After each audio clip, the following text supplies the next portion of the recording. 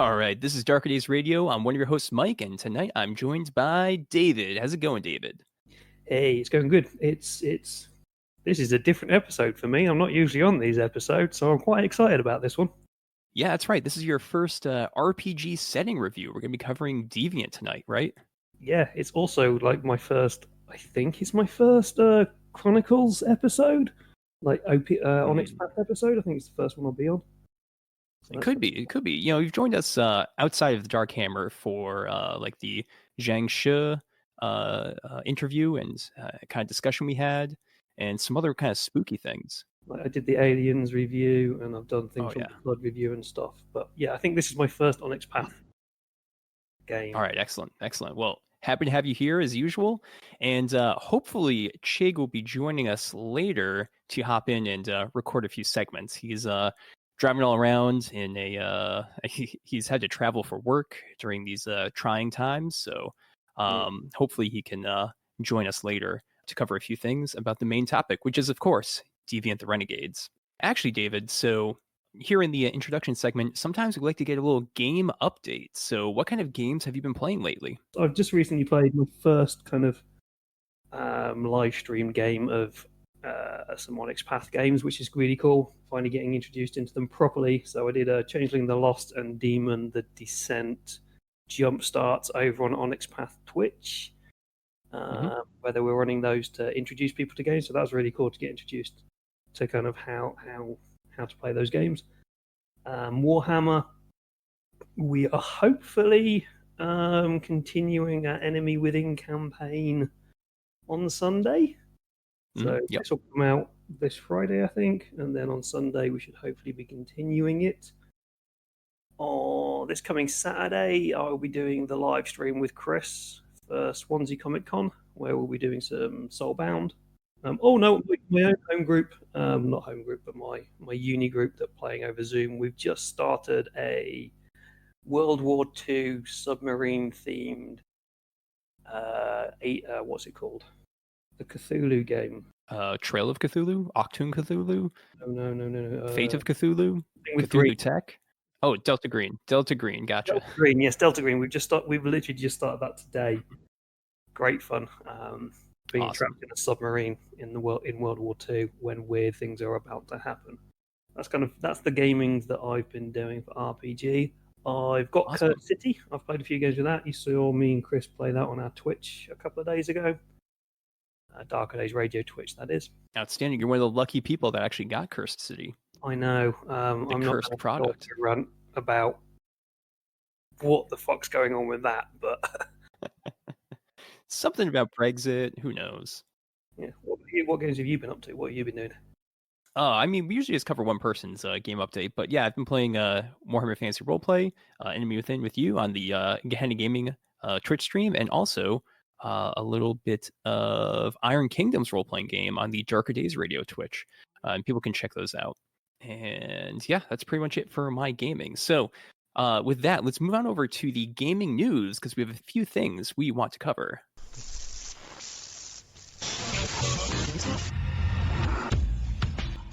All right, so for gaming news, of course, upcoming, we have TryItCon, which is on May 14th and 15th. It's a gaming con, which is all about trying new systems and settings that you haven't experienced before. It's being run by some great folks in the podcasting community, including Terry from Major Podcast and Chaz from the Story Told podcast. And I'm not sure if I'm going to be there. I was planning to run some Mummy the Resurrection, but it seems like I'm going to be super duper busy that week and weekend. So I'm not sure if it's going to happen, but definitely something really cool. We'll put a link in the show notes if people want to check that out. Yeah, I would recommend it. Like, you can drop in games for like $2. It's really cheap. $2 to $6, I think the games run at, and there are some really good GMs and storytellers running games there. I'm unfortunately busy that weekend for other reasons that I won't go into here. But yeah, I'm not. Unfortunately, I've been invited to play, but I'm not going to be there. So. Yep, but it should be a good time. And David, what's the big news in the World of Darkness community? Yeah, the big news that has excited and worried a lot of people. There was the announcement. Was it today or was it yesterday? can't remember where. Yesterday, I think. Yesterday, yeah, that was it. That there's going to be a World of Darkness TV show. So Paradox have signed up with some Hollywood agencies, and they've got some really, really good names behind it, and they're going to be doing a World of Darkness TV show. So it's not based upon any specific setting. So it's not vampire, it's not werewolf, or any of them. They're kind of combining the things together, from what it sounds like. Mm-hmm. But yeah, so they've got people who have worked on the Witcher production side. They've got people who've worked on The Expanse and Shadow and Bone working on it. And these are like three of my favorite kind of TV programs at the moment. So I've got hope that it will be good with those names behind it and the programs that they've worked on before. But there's always that worry that we'll end up with Kindred again. Hey, yeah. I kind of liked Kindred the Embrace, not Kindred of the East. Didn't like that one. Well, yeah. Different. It was it was the mid '90s. It was a different time. It was before like Buffy the Vampire Slayer and stuff. And there are some interesting ideas in it, although certain characters really just don't gel. Like the main protagonist ? Frank Kohanek. But there was some okay stuff with it. But yeah, I mean, in this sort of golden age of television that we're currently in, it's very exciting to see something happening for the World of Darkness. And if they can combine everything and make it into like an interesting, maybe anthology kind of show. I know Mr. Gone of character sheet fame has always been a big proponent of that for the World of Darkness. That sort of an anthology show could be really cool. But we'll have to see what happens. And yeah, I think with that, let's move on over to the main segment, reviewing Deviant the Renegades. And also, let's get Chigg in here to join us for that segment. All right, so let's talk about Deviant the Renegades a little bit. Of course, kicking off, I think we have Chigg here now. How's it going, Chigg? Pretty good, Mike. Glad I was able to make it home from work in time to join the recording tonight. Yeah, we're really happy to have you here because we know you have quite a bit of insight into Deviant's many different aspects. So, where do you want to start? Well, let's start at the beginning of the book. That's always a good place to start. We're going to go ahead and start with the mood and themes of Deviant the Renegade. So as for mood and themes, reading through the book, I came up with a few. There's anger and revenge. There's horror and betrayal at the changes that your body is going through. Your voice is changing. You're getting hair in new places. You might start to notice girls or boys in a different light. There's transformation and conspiracy. Deviant, at its core, is a game about being different, either from birth or through the actions of others, and coming to terms with that, often by lashing out at those who hurt and changed you. Now, the game itself says that the themes are isolation and revenge, but honestly, this game reads a lot like Chronicles of Darkness X-Men, and like every X-Men story, this is a game about puberty. Whoa, a bold statement there, Chigg. So I mean, I think we have to rewind a little bit here. So Deviant the Renegades is a game about individuals, oftentimes called volunteers, who have been taken or recruited by a conspiracy, and then they're somehow changed. There's a divergence away from normal humanity, and they become something different, one of the deviants. And they will probably escape from one of these conspiracies and then be raging against it, which is where you get that anger and revenge kind of themes, the horror and betrayal that you were just mentioning. However, as you just alluded to, there is a lot of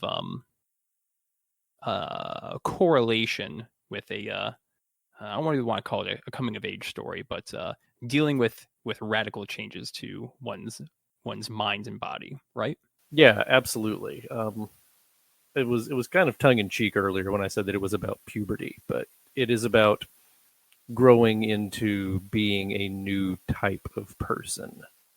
So that can be anything from the tongue in cheek joke of it being a game about puberty, or it could be about, coming to terms with the fact that maybe you aren't as straight as you thought you were, or you aren't as cisgender as you thought you were, or you've always realized that you were different in that way. And, this is a game about learning to express that.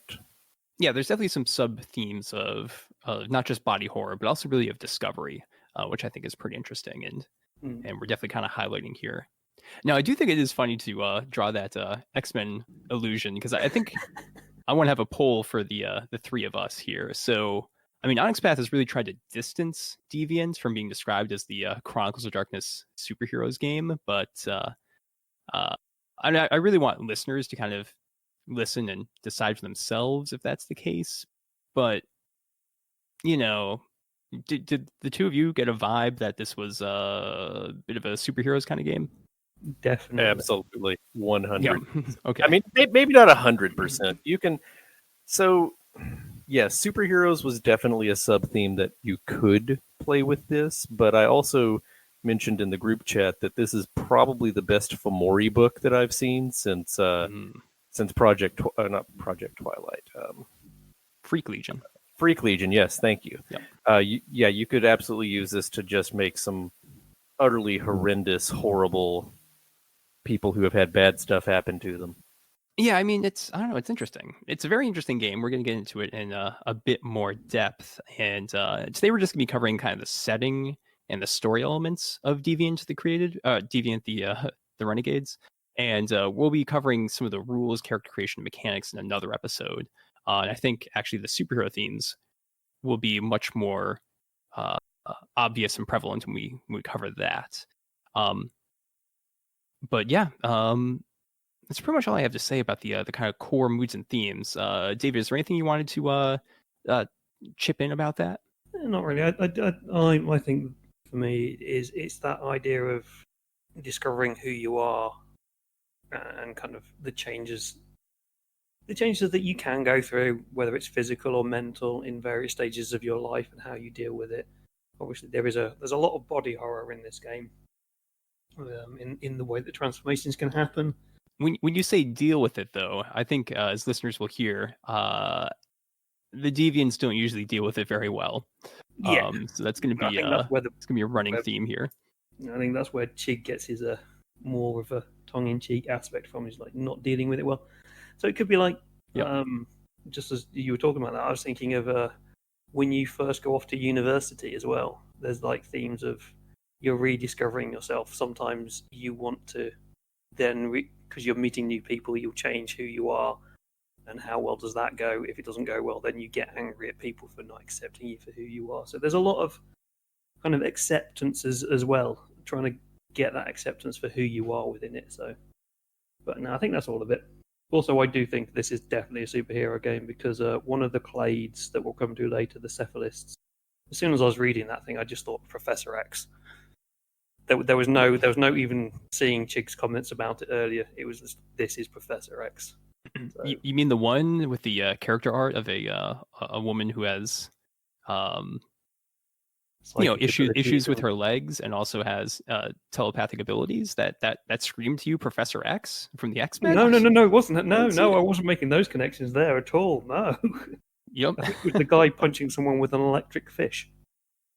The art in this book is pretty rad. But let's move on. Let's great art.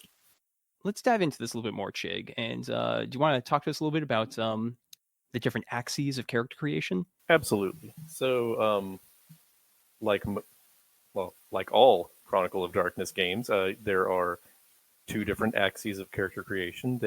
First of all, there's the origin, which is how the conspiracy created you. And before we get into the list of origins, I would like to point out that for no good reason, each origin has two names.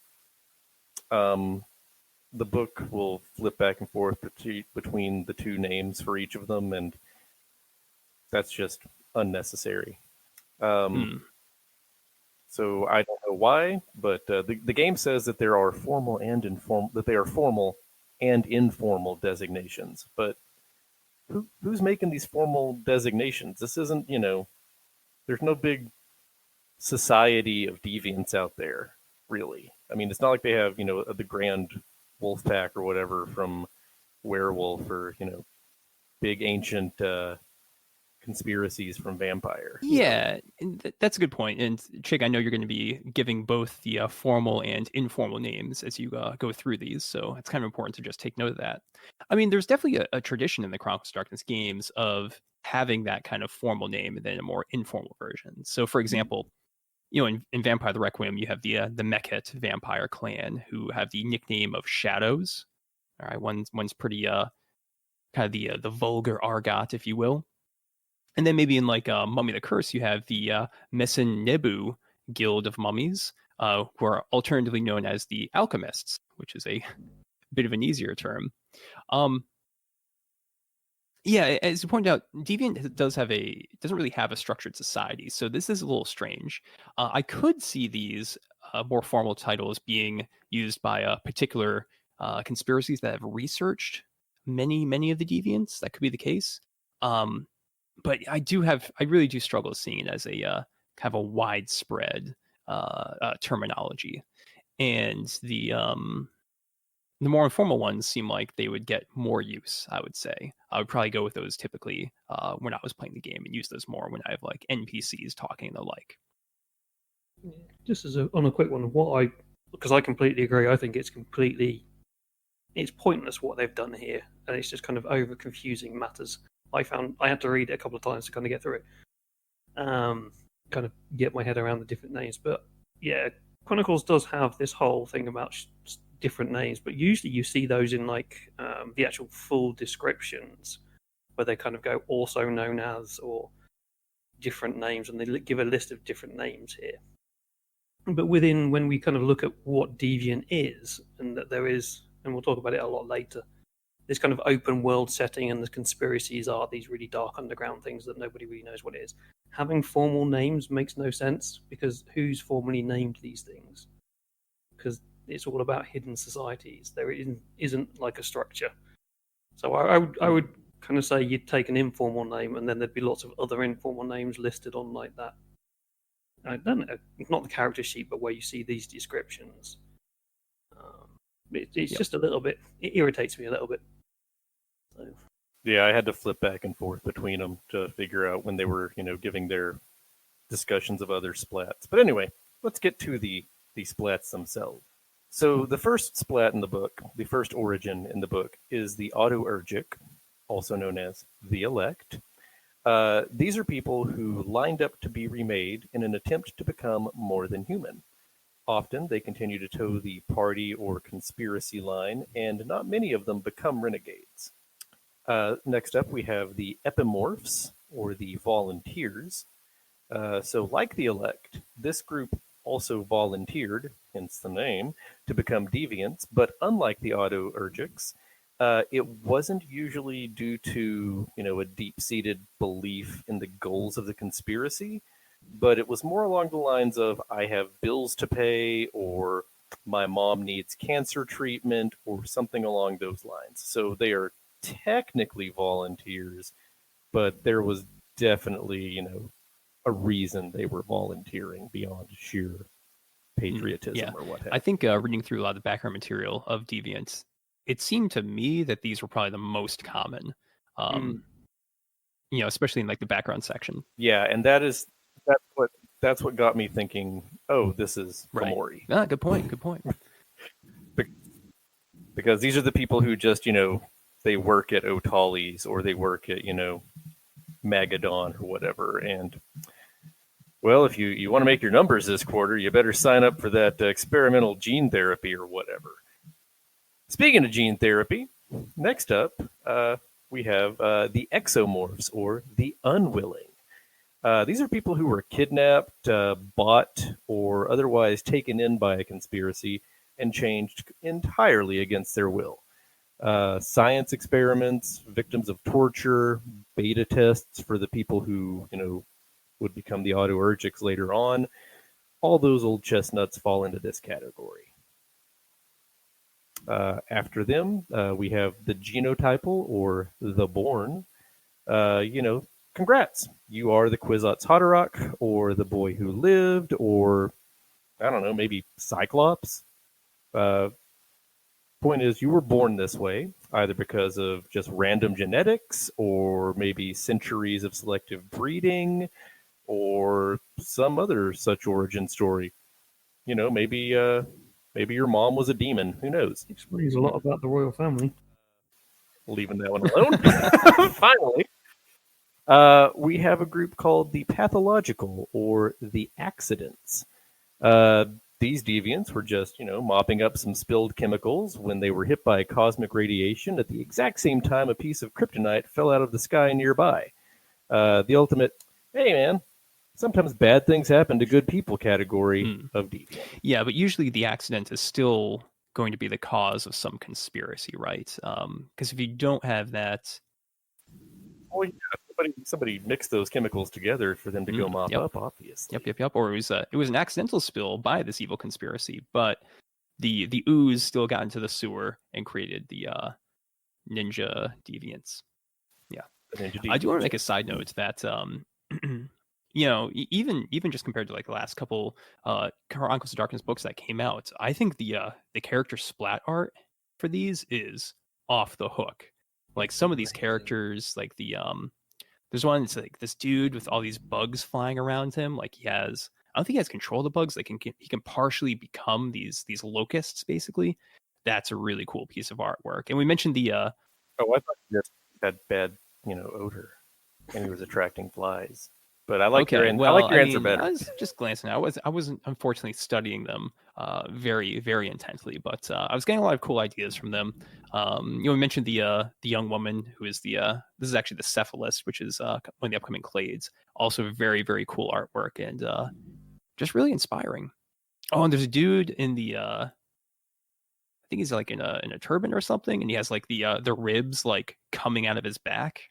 No, yeah, really he's cool like the mutant, isn't he? Yeah. No, the clade who. Yeah, we'll get into that. But animals are involved. Yeah. But you've also just mentioned Teenage Mutant Ninja Deviants, and so you're going to have to run a game of Teenage Mutant Ninja Deviants now. Oh, don't tempt me, dude. I would do that. That would be a do it. That'd be a treat. Straight away. So while we're on the subject of mutants and teenagers, the other axis of character creation is the clade. Clades are what results from the conspiracy's experiment. So origin is how you were made. Clade is what you were made into. So you remember how every origin needlessly had two names? So yeah, same thing happens here in clades. So this is the what cool powers do you have? Every clade gets two powers specific to it. And every deviant also has the universal stubborn resolve power. Because, deviants, they're stubborn and resolute. The first clade is the previously mentioned and hinted at cephalists or psychics. You have mental powers far beyond mortal man. You can kill a yak by looking at it. With mind bullets. After that, we have the chimerics or hybrids, where you were part human and part something else. Animal, vegetable, strange tentacle they had lying around the lab. Sure, why not? Point is, you're part person, part something else living. It's important. You'll see why in a moment. After the chimerics, we have the coactives or the infused.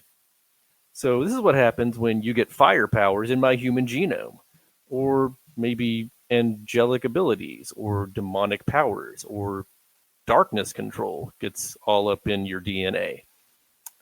You have power over some intangible thing like that. So do you want magnetos? Because this is how you get magnetos. Next up are the invasives / cyborgs. You remember the hybrids a few minutes ago where they had weird organic bits? This is the exact same thing, but for inorganic bits. You have machines in you. You're a cyborg. Everybody knows what a cyborg is. Yep. Finally, last but not least, are the mutants or grotesques. You're the progenitors, which is the people who actually make you in the conspiracy. You're the progenitor's most specialist little creation. because they were trying to make something, but got you instead.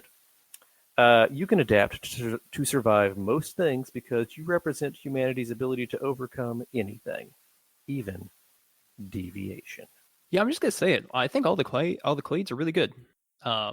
They're all very straightforward. They're cool options for a lot of different characters, and also the formal name, the informal name thing, not as much of a problem with these, just because of what they selected. Chimerics and hybrids, they're pretty well related. Cephalist, maybe not everyone has heard of like autocephaly and that kind of like brain and head stuff, but that and psychics both make sense. Mutants, grotesques, perfect. Coactives and fused, both a little confusing, but it's just one relationship to remember, which is I don't think it's gonna be that hard for people. Yeah, it's a much simpler duology than the previous the origins. And yeah, like you said, these are I don't have anything wrong with them. I couldn't find anything to really make fun of. They seem real straightforward, real easy. Mhm. I enjoyed them. It looks like there's a lot of fun character options here. You can make fun of them because you got the hybrid thing, whereas the Chimerics hybrid, it is literally anything that is alive. As you say here, vegetables, animals, weird tentacle thing. You can combine it with literally anything that's alive. So you can go down the whole route of the Fly with Jeff Goldblum and the Fly and weird shit like that. There's no kind of hard lines in it. You say the horror route, man. That was a love story. They had a baby. It was beautiful. Yeah. Have you seen The Fly too? It's a movie that exists. In your mind, it does. I'll have to check it out. No, I do not. I do not recommend checking it out. Do not bother. Run far away. Yeah, it's funny you mentioned that. I actually played Deviant, the Renegades, at the previous Onyx PathCon, and I think there's actually a new Onyx PathCon coming up. Playing it with Nick from Gehenna Gaming, and one of the characters in that was indeed inspired by the Fly. So that's definitely a route that you can take. So now that we've covered who you're playing, or at least the mechanical aspects of who you're playing, let's dive into the world a little bit, shall we? David, you got something about the conspiracies and the progenitors that we've been talking about? We've mentioned the word conspiracy quite a lot. So what is actually a conspiracy? It's they're very much like your secret black ops societies out there. They're hidden society types. They are the underground. They're not conspiracies as in, oh look, the government's covering shit up, aliens and stuff. The conspiracies are the people who are doing the cover-up, in a way. So you've got your secret black ops missions, you've got religious cults in there, and all sorts of things. So what have I got here? There's no real meta for these. There is literally, again, anything that is secret and hidden that is trying to control power is a conspiracy. They hunt down the deviants and try to gain control of them. So ones that have maybe been formed. So what are we talking about? The accidents who have come out, or the born who've been created. They hunt them down and they want to try and control the deviants. You want to study them and use them, or if you're a religious company, you maybe want to destroy them. They're a blank book which is open to interpretation. So why do you want to hunt them down, or why do you want to control them? Why does a conspiracy want to do this? So you've got a lot of freedom with that. Maybe it's a religious cult that sees them as the embodiments of a god and worships them, or they want to use them in a holy war against other deviants. Or maybe they see them as an abomination that needs to be cleansed from the world. It could be a military who want to use them for super secret black op wars and have complete deniability because no, this person was not shooting lasers out of his eyeballs or throwing electric fish at people. Or maybe it's an industry that wants to study them to perfect the transformation and gain forbidden knowledge and get a one-upmanship over other DNA studying people. It could be in magic, wanting to harness the powers to bring forth their cosmology into the world. It's literally anything dark, anything hidden that is trying to control and gain power. through manipulation. So that's what a conspiracy is. So there's a lot of freedom within what they say they are, but it's always hidden, and there's always many, many layers behind it. So the deviants, they fight these conspiracies. They try to, their anger, what some of the conspiracies have maybe done to them, and turn them into these deviants. They fight them, they destroy them, and when upon the destruction of a conspiracy, they suddenly see, actually, that wasn't the conspiracy. There's another layer behind that, and there's levels. Conspiracies are like onions. There's levels and layers behind them. And now I'm thinking of Shrek, and we need to do a Shrek game of Deviant. Do we? Do we need to do that? I'm not so sure. No, we really don't. Because does someone want to play a giant gingerbread man? I don't know. Well, it's possible. Oh, it's definitely possible in Deviant. Anything's possible in Deviant. Would that be an infused? I think I'd go for a hybrid, because it's not an actual living thing. So, well, I don't know. Actually, it could be a cyborg, because it's not living, is it? Gingerbread isn't living. But I mean, it's organic. If it's been cooked, is it now count as organic? I don't know. Yeah, because you can't eat inorganic matter. I would say you should go look at the cool powers and then see which is better for the giant gingerbread man and make a decision that way. So you see, listeners, even amongst ourselves, we can think of multiple ways to make characters across the clades and the origins. This just goes to show you the breadth and the scope of Deviant. It's such an amazingly sideways concept, a lot of these things. Yeah, I think, Mike, you've got something you want to say about conspiracies here? No, I think you covered it pretty well there, David. I mean, it's interesting that they gave us this whole giant write-up on the conspiracies, and then in that like chapter 2, there's really no specifics. It's completely broad and open. It's very vague. So I'll preempt this to say that this is going to be the first RPG setting review where we actually dig into the settings in one of these books. Because that is where they have several examples of conspiracies, and give some kind of specificity to how those can be portrayed in your games. So we'll get to that a little bit later. I didn't actually read that section of the book, because there's, what is it, chapter 6. Don't worry, David. I read it, so you don't have to. But you should read it in the future, because there's some great stuff in it. There's a lot in this book that I want to reread and go over, because it's really cool. Definitely. But David, you want to talk about the progenitors a little bit? Yeah, so the conspiracies are the people who want to control the deviants, and they're the overarching corporation, I suppose you can say is another name, Men in Black. The progenitors are technically the ones who created the deviants, whether that's by accident or by design. Whether it was your two parents having sex, creating you as a baby, they're your progenitors, and somehow you become a deviant from that, or whether it's a guy in a lab poking you with needles and infusing you with weird chemicals, or you're sat under some ritual magic, and then the cult is calling forth a demon, and boom, you get a deviant. Military hospital throws nanotech into you, goes wrong, there's a power surge, and zap, you're a deviant. So it's the people who created you, whether it's, let's say, by design or by accident. Sometimes they work for the conspiracies, sometimes they're working against the conspiracies. So they are, and that's, again, it's kind of like the conspiracy. It's an open book as to kind of what they are. So this whole settings chapter area it gives you ideas as to what these people can be. So yeah, it gives you a skeleton, but it's up to you to flesh it out. There is one thing which I don't think you mentioned there, David, which is kind of weird and interesting, which is the self-progenitors. So the book mentions them once, and then I don't think it mentions them ever again, or if it does, it's by a different term. But conceptually, characters could accidentally or intentionally turn themselves into a deviant. So maybe this is characters like a scientist working in the lab, and then, there's a chemical spill. Oh no, I'm a deviant now.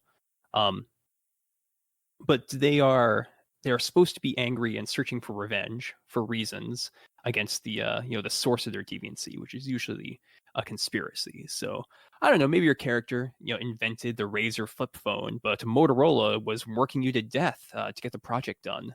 So the character to stay alive merges with some telecom switches to stay alive, and now seeks to destroy the Motorola executives.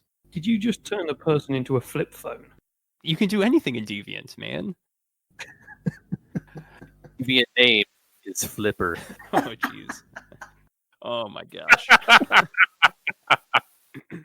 I was joking before with Chigg that Deviant the Created could be the perfect game to utilize those cool random tables and stuff from Palladium Books' After the Bomb or Nightbane, which we reviewed here on the show.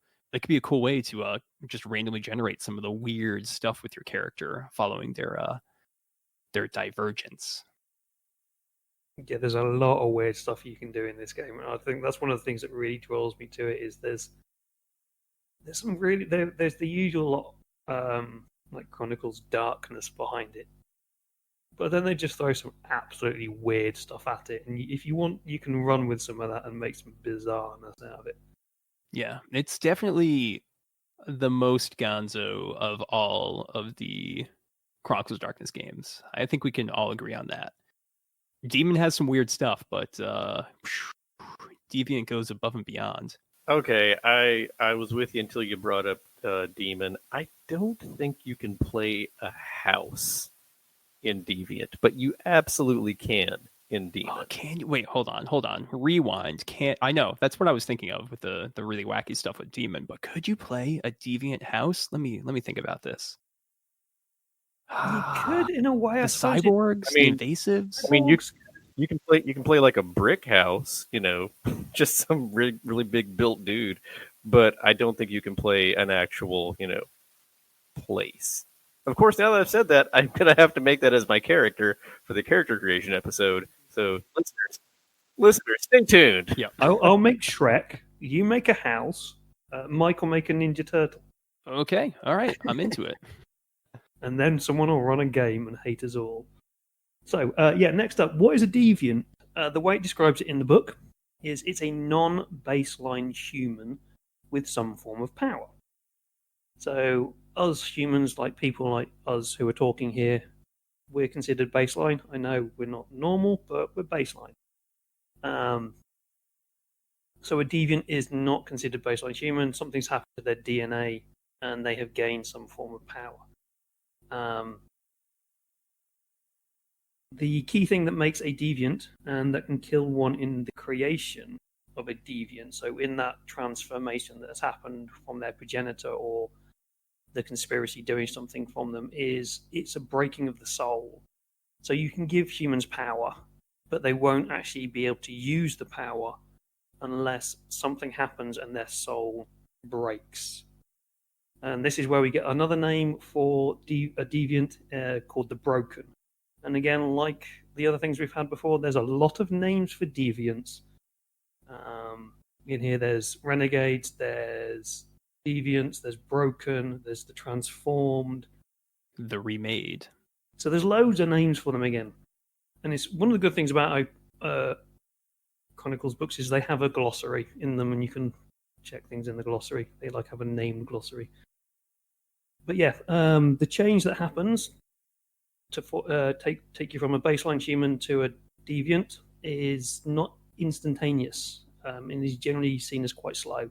And it slowly detaches you from the world, allowing your anger to kind of rise as to what has been done to you, as the soul suddenly snaps and you realize that you see your mother and she's crying because she's dropped her favorite glass on the floor and it's shattered.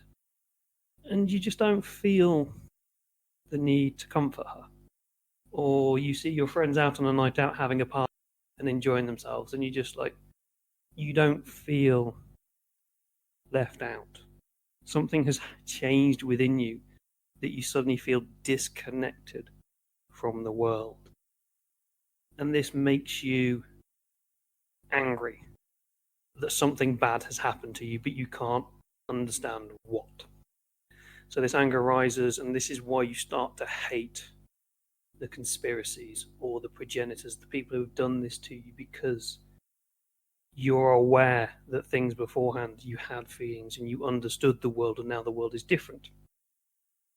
And from this transformation, not only do you realize that the world is bad, and I'll go into that a bit later, when you get your transformation, you get new powers. Some of them are subtle, some of them overt. So it could be you're a mutant and you've got one arm is massive and the other one is really skinny, but the big arm is really powerful.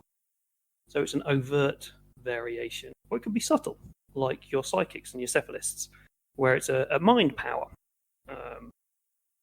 So you can't see it on the outside, but there is a change within you that has given you an ability. But as I was saying earlier, there's a price. So your soul has broken, and this is called a scar. It disconnects you from the world, and again, some are obvious and physical, and some more subtle. So we get the body withering but greater brain power. So we get Professor X. Or you get someone like the Beast, where you become remarkably strong, but you're big and blue. So there's like different levels of these. Or you can maybe you've bonded with a cat, and you've just basically become I don't give a fuck. I'll just knock shit off itself. But I've got amazing cat grace. But yeah, fuck that thing on a wall, and you'll just randomly knock shit off and not really give a crap. So there is, within that, there's kind of no real way that will state what powers you're going to get.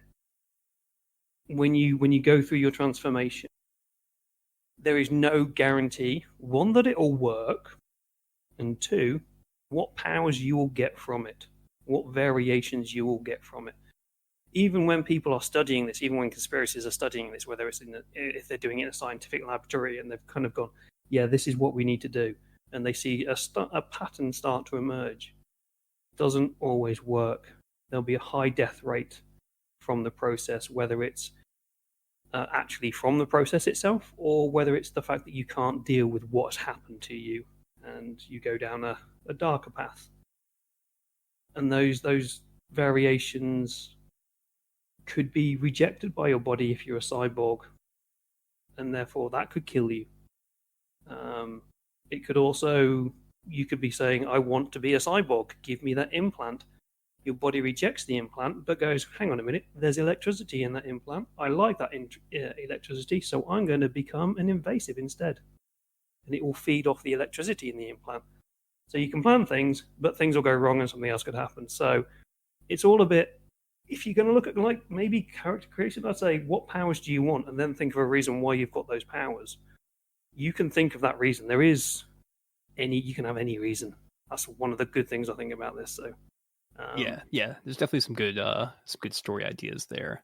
David, with regard to the scars, I think one of the core things that I think people should think about when coming up with those, and correct me if I'm wrong, is you should really think about not just how the scars might hurt you, but how they hurt other people. Because the deviants, they tend to burn very bright, but cause a lot of damage, a lot of collateral damage as they're active. Yeah, definitely. So the scars are the things that affect the way you deal with the world around you now that you are a deviant.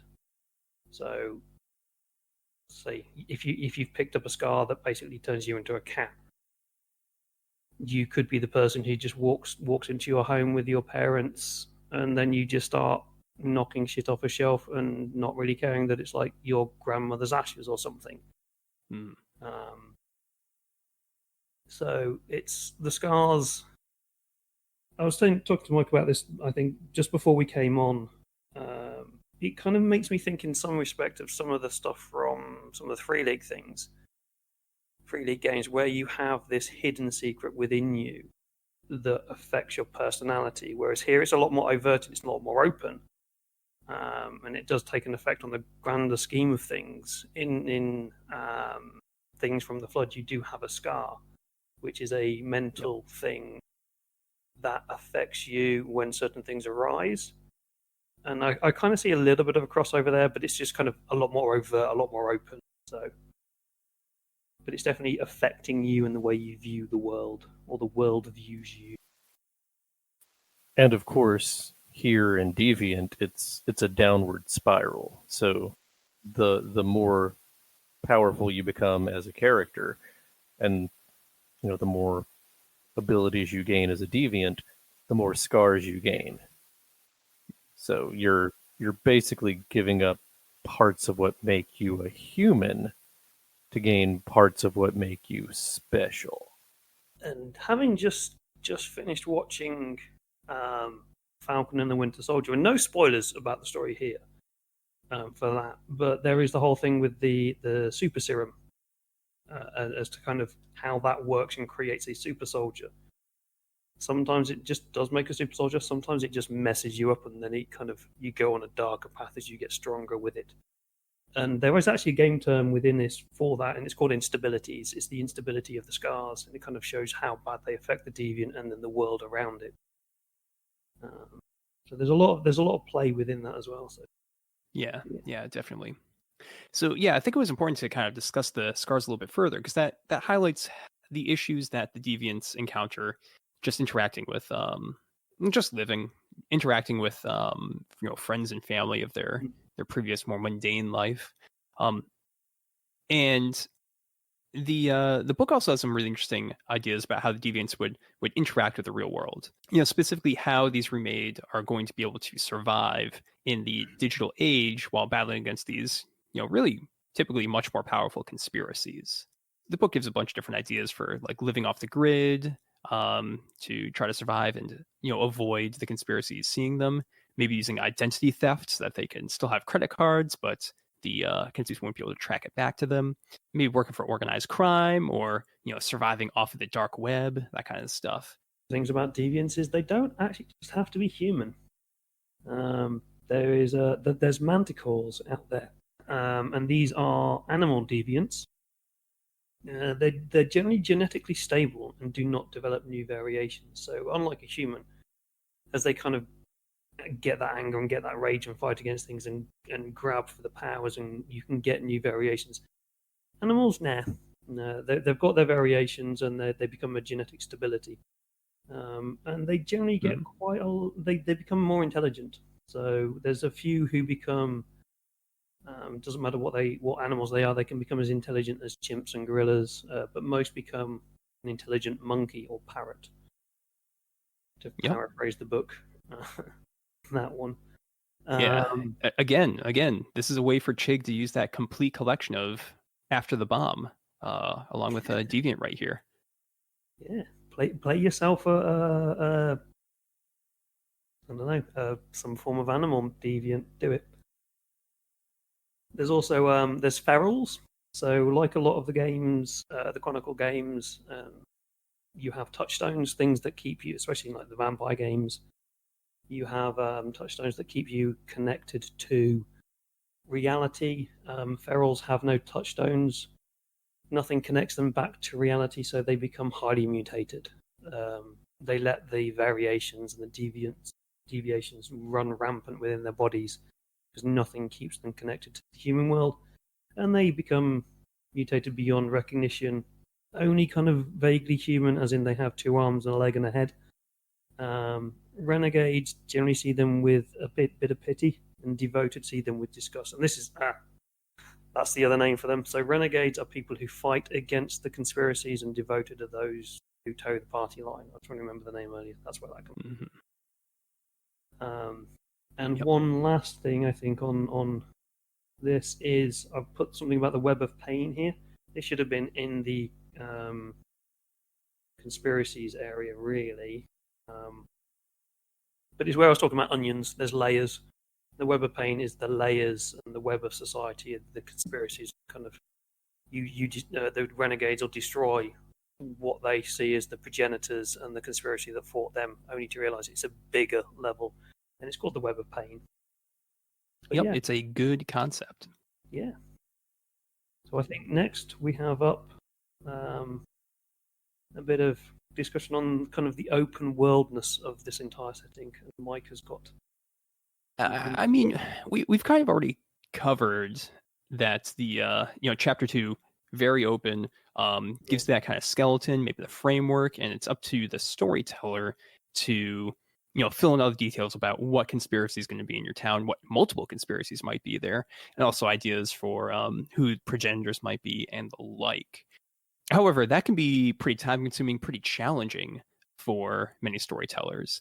So this is again like the first time we're really going to be digging into the example settings for one of these Chronicles of Darkness books. But I felt like it was really important to do that this time for Deviant because again, we don't have that many setting details in the main part of the book.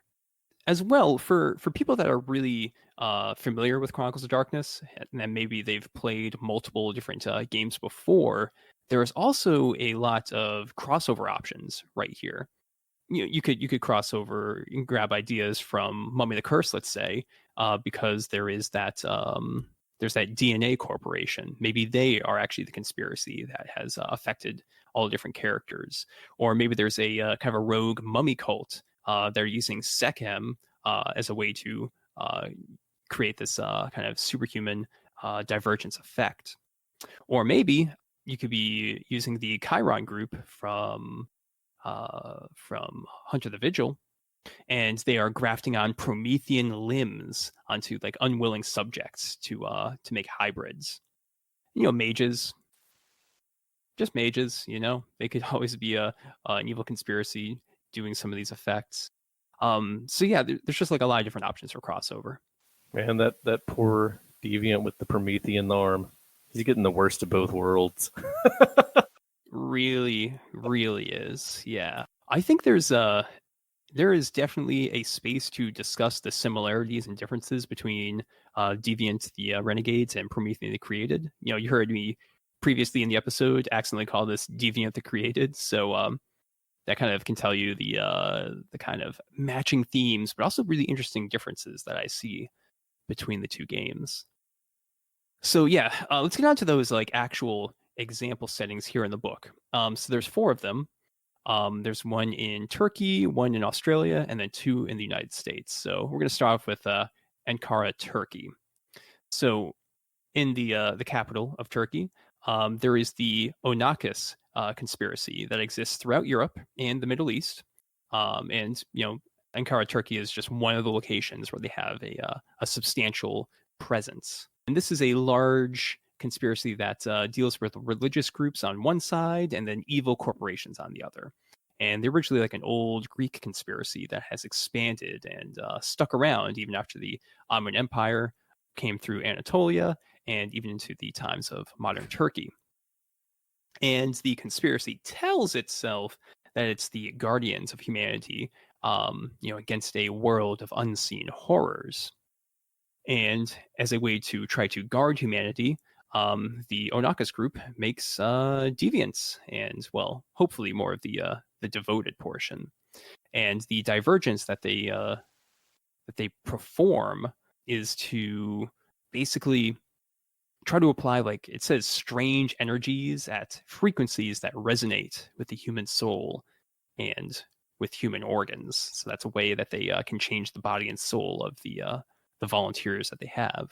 However, the Onakis conspiracy is actually a little bit weak in Ankara, and this power vacuum that exists is filled by another conspiracy, which is the Vigilance Society.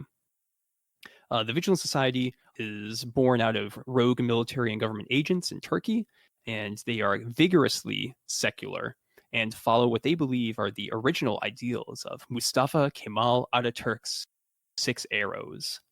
And for more information on that, I'm going to link you in the show notes to my old history podcast episode on Mustafa Kemal Ataturk. So check that out.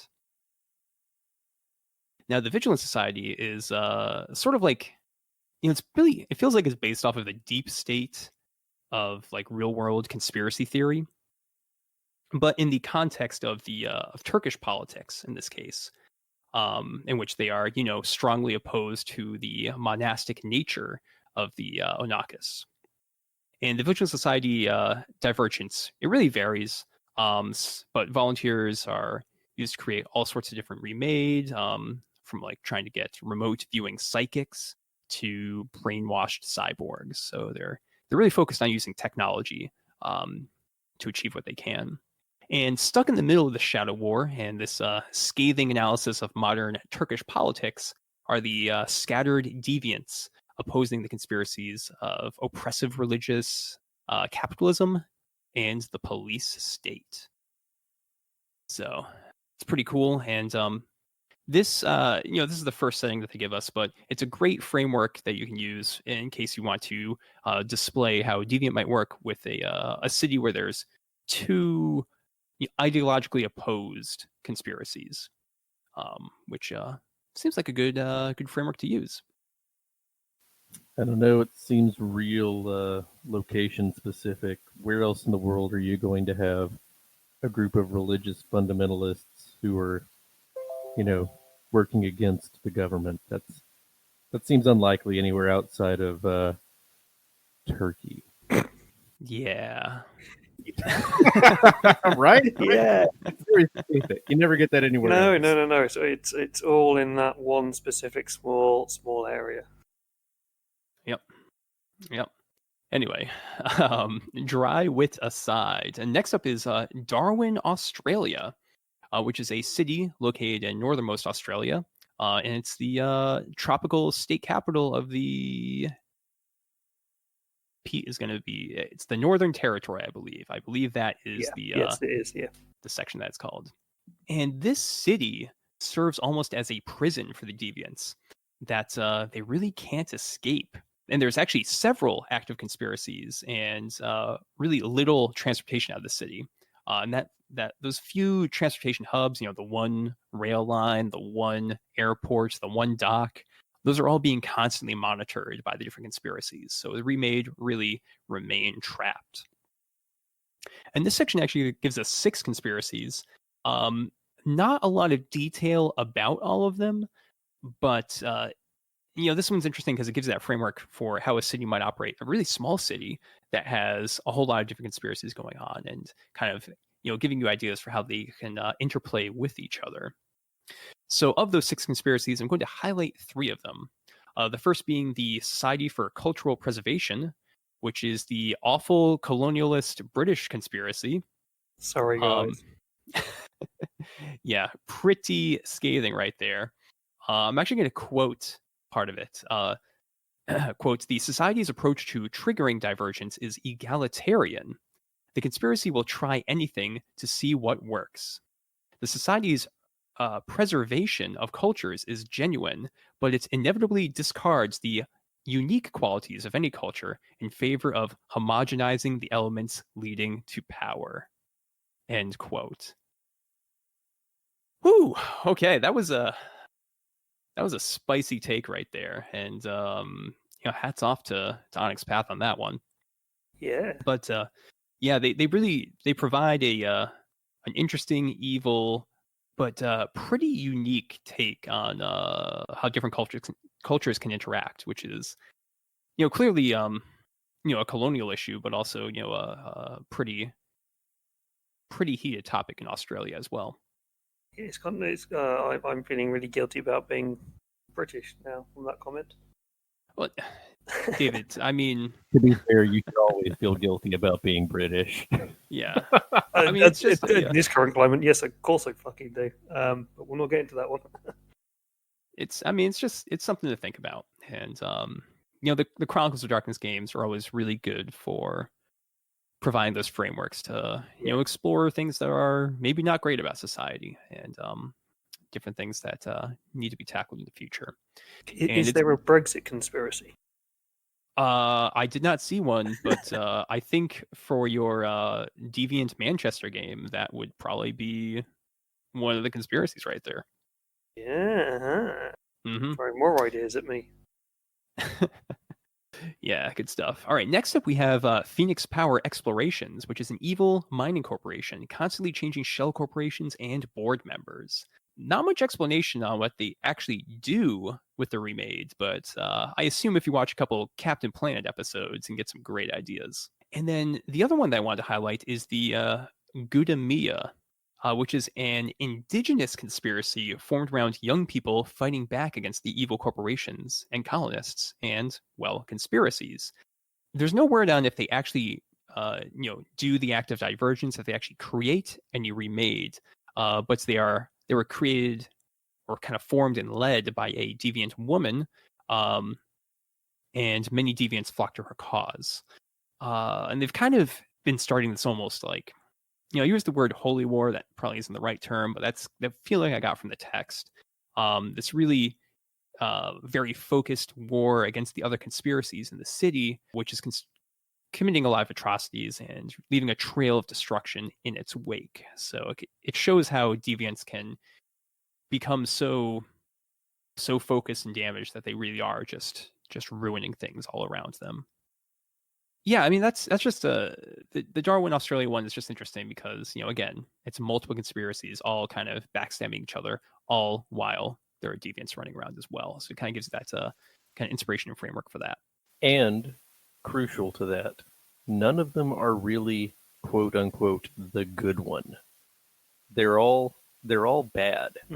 Correct. So there's not a good conspiracy that you can join to save the world and make it a better place. They're all crappy. Mm-hmm. You might be able to pick the least bad, but that's it. It's never going to be good. Yeah, definitely. Moving on from there, we have the two short ones which I'm going to cover for the United States real quick. So we have Newark, Delaware, USA, which takes place at the University of Delaware, which is a conspiracy hotspot. And the write-up here is actually pretty interesting. It feels like an older kind of World of Darkness write-up and source book where it's giving you different information on like different buildings at the university, some of the people you could run into. So this setting is actually much more hyper-focused. Again, University of Delaware has a couple of conspiracies all interacting with each other at this location, and the researchers are being funded to, research. I'm going to quote this from the book, quote, race realism, end quote, and create a more perfect human through mutation experiments. So this is a good example of a tier 1 deviant game, since the characters will be investigating a few researchers and find their larger corporate or really conspiracy links. It's pretty easy to scrub out the pretty clear neo-Nazi stuff in this one if you don't really want to deal with that at your table.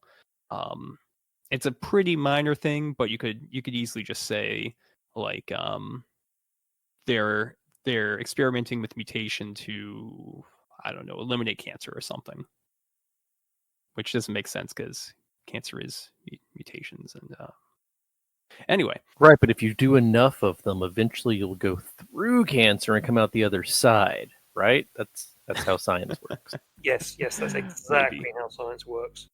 Maybe. Chris is not here to correct me, so I'm pretty sure that's how science works. Hey, I'm a scientist, and I'm saying that's exactly how science works. If you go through the black hole, you'll come out the other side eventually, right? Yes. I study astrophysics. I know everything about black holes that has ever existed. Honest. Don't I just have to get beyond the speed of light to get to the other side? Just got to do that. As long as you like being spaghetti. That sounds like a poor lifestyle. Anyway, yeah, the Newark, Delaware one, it's really easy to reskin to any university out there. If you're next to University of San Diego, boom, just use that. Reskin a little bit, good to go. And it gives you a lot of NPCs and stuff, which is a nice change of pace from the previous two, which were pretty light on the specifics. And then real quick, we've got Connellsville, Pennsylvania, USA, where there's a spooky old limestone cave at the edge of a depressed Rust Belt town. And something about the cave and the local water supply has strange effects on the local population, which has led to a conspiracy, Burgess Pharmaceuticals, setting up a local research center to study the cave and, ultimately, the local population. And Connellsville is an example of a one conspiracy town and also a one company town. So Burgess Pharma is the largest employer by far. And if the deviants of the local town want to take vengeance upon this conspiracy, well, they're going to be destroying the town and the lives of their friends and families in the process. So, what is the price that they're going to pay? It's not if they're willing to pay it, right? In Deviant, it's what is the price they will pay for what they must do. And that's pretty much what I got. Again, like there's no real set way to create deviants. A couple of these example settings, like the turkey one especially, does provide some ideas for some divergence that might take place, which is pretty cool. And that is pretty much what I've got to say about Deviant. Is there anything else folks want to bring up? I think those settings that they've given there as examples are great examples, and you can use those to build upon them. But I think one of the great things about this book is the freedom to have that fun within it, to go bizarre onto it. And I don't know as much as I probably should do about this game, but I was kind of... So there was something you said earlier, Mike, that made me think of this, about the conspiracies. Could you think about it in a way like Cult as well, maybe? Like that kind of level, that there's something else above you controlling things. I don't know. I think Chris might be a better one to make that connection. But well, if you wanted to do that, then you could always tie it into the supernal realm from Mage the Awakening, because that's basically the higher reality. It's leaking into ours, right? I think that, yeah, because that's one of the things you can do within this. I think you can take the idea of you're a deviant, and you quite easily bring in Mage because they've created you somehow by some magical stuff, or the God Machine has done something to you. So you could got a demon or a God Machine Chronicle going on. So I think there's a lot of crossover abilities within the Oh man, your origin story is I was a rounding error in reality. And this is what happened. Holy smokes. That is one hell of an accident right there. Yeah, so I was talking to Mike with this beforehand, and it's something that I'm going to say it now because I really need to get this thing sorted. I've written a one-shot for God Machine Chronicle based in Manchester that as soon as I read Deviant, I'm like, this God Machine Chronicle basically turns people into deviants. So I think there's a lot of abilities to do crossovers with the God Machine and with Mage and things. Yep. So I'm definitely think there's some really cool stuff within this book, and I definitely want to be a superhero who has a fish, an electrified fish, because that piece of artwork is my new favorite piece of artwork. I mean, it's a good one. I like the chipmunk with a bionic arm and a smartphone. That is the character I want to play. Oh my gosh, that is real artwork in this book, and it just tickles me pink. I mean, again, it's kind of a Gonzo game, but you can still fit this in perfectly, as David was just mentioning, crossing it over with other game lines. There's a lot of great ideas for Prometheus created, since they have these interesting similarities, especially between like the Demiurge and the progenitor. Major works well with. Crossing this over with Demon is an interesting idea. A little troublesome though. God Machine's your overarching chronicle, not quite conspiracy. Demons are fighting against it. It's a bit of a twist, but it is. I'm just thinking that demons don't really like to reveal themselves or go loud, if you will. I think that's the term they use in the game. And deviants are just wrecking shit everywhere. Right, but that means that a deviant would be a wonderful tool for a demon. Correct, yeah. The demon doesn't want to, go out there and put his face or anything out there for the God Machine to see, but he will absolutely point some deviants at it and say, "Hey, you're looking to tear down a conspiracy. Check this out." Yeah, go get definitely a good distraction. Maybe something that the demons want to work with, but at arm's length. Yeah, that could be pretty cool. So, in closing, it's a silly question given how we've been discussing it, but guys, would either of you play a game of Deviant? But I mean, I already have, so I think you have my answer right there. Would I play another game of Deviant? Yeah, probably. We'll talk about things more when we get to the character creation episode and discuss the rules a little bit further. But no, it's a cool game. There's a lot of great options here, and definitely fun for spitballing different character creation ideas. Definitely, like concept-wise, I think there's so much you can do with this. As you say, Mike, we've not delved into the rules yet, but concept-wise and background and story-wise, there's a lot of fun that you can have with this, and I would definitely love to play this. I've pitched a game to a few people for something that they love the idea of. So you might see me run a game of it somewhere at some point. I don't know. It's definitely something I definitely want to have some fun with. It seems a lot more light-hearted than some of the other games as well. And Chigg, I think the main question is, would you play a crossover between Deviant the Renegades and After the Bomb by Palladium Books? I'd play it tomorrow. I mean, except I have to work. But other than that, absolutely. All right, perfect. All right, so I think that kind of brings our review here to a close. And I do just want to bring up that usually for these character creation episodes, we usually do those immediately, like 2 weeks after we do the RPG review. But it sounds like we're going to be getting together a interview with Wet Ink Games about their upcoming wilderness horror game, Into the Weird and Wild. And that's going to be coming up as the next episode, but it should be really cool. And then we'll get to the character creation episode soon after that, starring Chigg. So that'll be pretty exciting. And we are, of course, Darker Days Radio. So if you want to get in contact with us, you can email us over at darkerdaysradio@gmail.com. Or you can check out our new link tree, which is going to be linked in the show notes. It's linktree/Darker Days Radio. And that is a sweet little website which has a link to all of our different social media. So if you want to find our Discord link, boom, there it is. If you want to find us on Facebook, just go to Linktree and it's right there. And it's also got our Instagram, Tumblr, and many other things. So the Linktree is now the best place to go.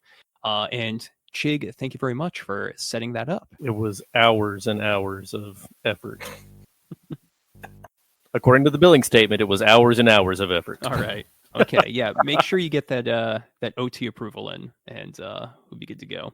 All right. And it's been a great episode. Really awesome talking about Deviant the Renegades with the two of you. So, David, thank you very much. Really appreciate it. It's been great fun. I've been wanting to do this. As you know, I've been bugging about it since it came out. So I've been kicking the can on this review for over a year now, but it's good to get to.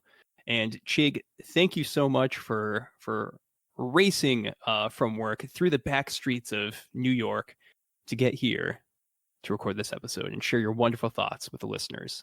It's a pleasure to be here, Mike. All right. And to all the listeners out there, take it easy and have a good night.